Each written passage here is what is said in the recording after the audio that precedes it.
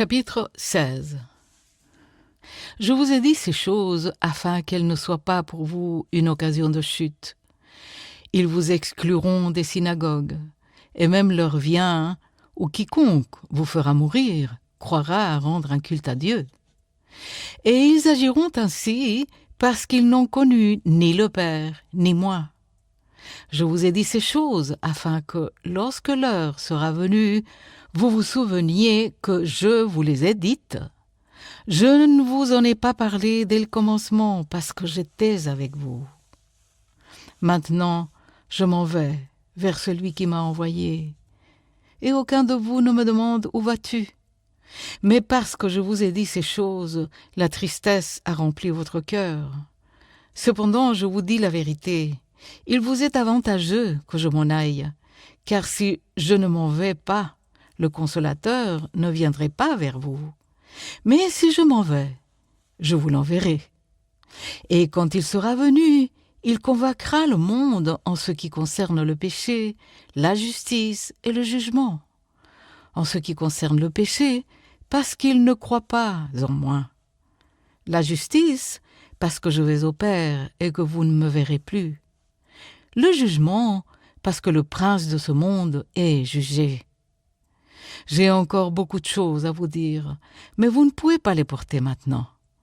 Quand le Consolateur sera venu, l'Esprit de vérité, il vous conduira dans toute la vérité, car il ne parlera pas de lui-même, mais il dira tout ce qu'il aura entendu et il vous annoncera les choses à venir. Il me glorifiera parce qu'il prendra de ce qui est à moi et vous l'annoncera. Tout ce que le Père a est à moi. C'est pourquoi j'ai dit qu'il prend de ce qui est à moi et qu'il vous l'annoncera. Encore un peu de temps, et vous ne me verrez plus. Et puis, encore un peu de temps, et vous me verrez, parce que je vais au Père. Là-dessus, quelques-uns de ses disciples dirent entre eux, « Que signifie ce qu'il nous dit ? Encore un peu de temps, et vous ne me verrez plus.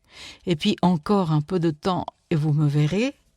Et parce que je vais au Père. » Il disait donc, que signifie ce qu'il dit ? Encore un peu de temps, nous savons de quoi il parle.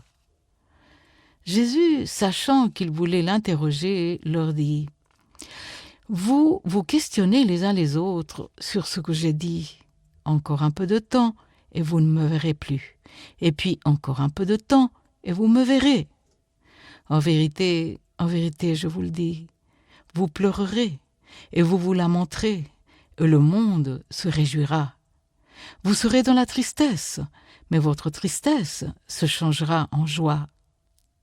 La femme, lorsqu'elle enfante, éprouve de la tristesse parce que son heure est venue, mais lorsqu'elle a donné le jour à l'enfant, elle ne se souvient plus de la souffrance à cause de la joie qu'elle a de ce qu'un homme est né dans le monde.